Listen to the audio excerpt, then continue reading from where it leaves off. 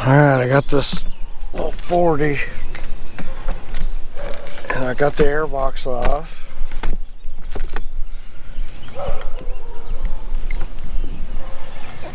Just a bunch of screws. So, you know, when I started this YouTube channel, it started out kind of how to, but I think it's more for me now, kind of just doing it. Anyway, I gotta figure out where it's leaking. So I brought out my flashlight. See where that is again.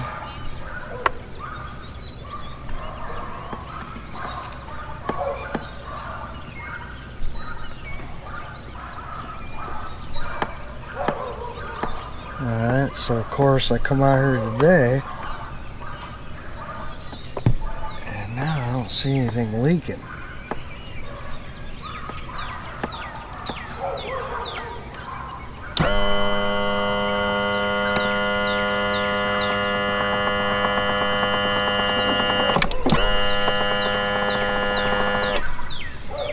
Huh.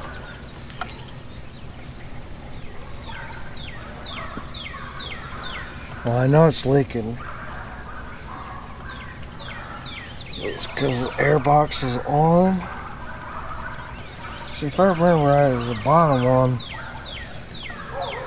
So what happens is coming from that energizer, it comes up, hits the top carb, and it hits the second carb. Oh, I see. There's a T that goes to this fitting. Maybe it was when I was in the run. Oh yeah, there it is. Okay. So that fitting goes on that top carb. It's like this one. Maybe you can see it on the other side better.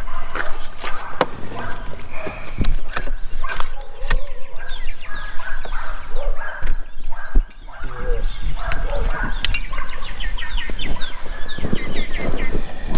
Alright, see how it comes over and there's a T, okay? It goes into that bottom carb right there. And then it comes up and hits this one. So this one, other line hits the top carb, and that line hits these two carbs. But okay, so I just went over to Advance Auto and got some primer line, right? Small engine primer line, and I got my T. And the way to get these off is just take a knife and, you know, cut into your hose this way, and that way you won't destroy your plastic piece, because I mean that's small. But and then you just pull it off. Just try not to gouge into that. You can usually kind of feel it. Anyway, just make you a slot, and then it'll just pull off real easy. So I'm gonna make some up and then take it out to the engine, and you know, I'll be able to measure it, see what I need. I mean, I got some pieces of hose here to kind of guide me, but I don't really necessarily need it. So alright, I got my fuel line hooked up. It's just primer line, and it's coming up here. I gotta put the one on the top on. To do that, this is our timing pointer, so we can take the two bolts out of here without messing up our timing pointer. So this is a timing pointer. We can take this bolt out and this bolt out, and it won't affect our timing pointer. And I'm doing that because I got to get that on at the top, so you know, I got to get the hose on that little piece up there. It's kind of hard with this thing on, so I'll take that off. Alright, so I got my line back on up here. I went and put a plate on. I got this, And we can turn this to like, this is the run position, so we open this up, boom, I can see stuff go through. See if it, yeah. And then we're gonna check and see if we got any leaks. Which I'm afraid we still do.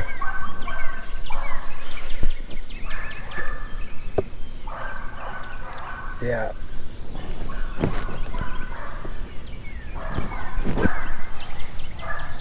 So the problem is here is this fitting on this carburetor. It's probably bad.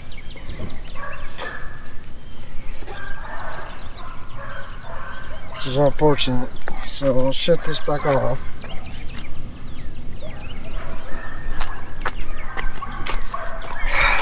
See if that fitting comes out of there. Sometimes they do.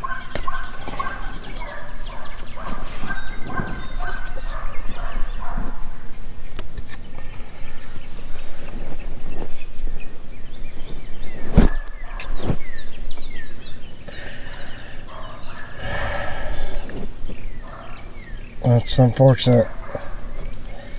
So I don't know. I have to figure out if I can seal it.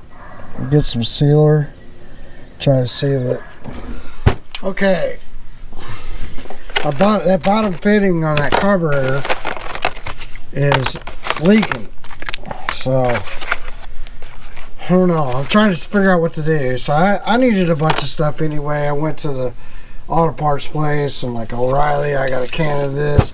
Napa is literally right next door, so at O'Reilly I bought some blue because I needed some blue. I was starting to run low. I use this a lot, like, you know, a lot of bolts, like that air box. This is good to put on there. And but I bought some green.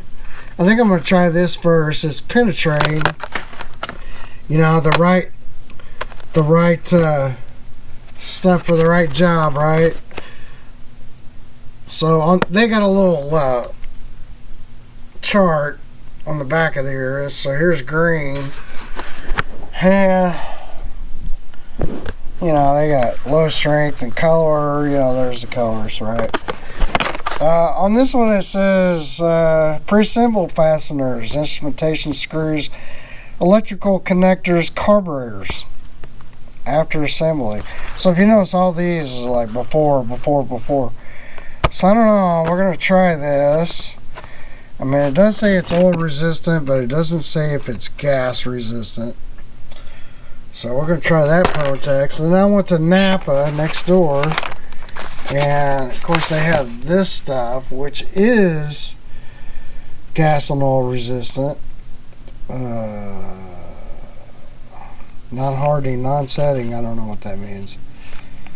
But they didn't have an applicator, so I went ahead and got some sealant because I use this stuff. But it's got an applicator, so we can cut the little tip off of that. Since that's such a small fitting, I need something like this, you know, or something where I can go around the edge of it. So I may do green first, let it set up, see if it prevents our leak. If it doesn't, then we may have to go to this and see if we can't, you know, get this to seal that up. It's not much pressure. We're talking about 1, maybe 2 psi. So first I'll clean it off with some brake parts cleaner, nice and clean, and then, you know, hit it with that stuff. So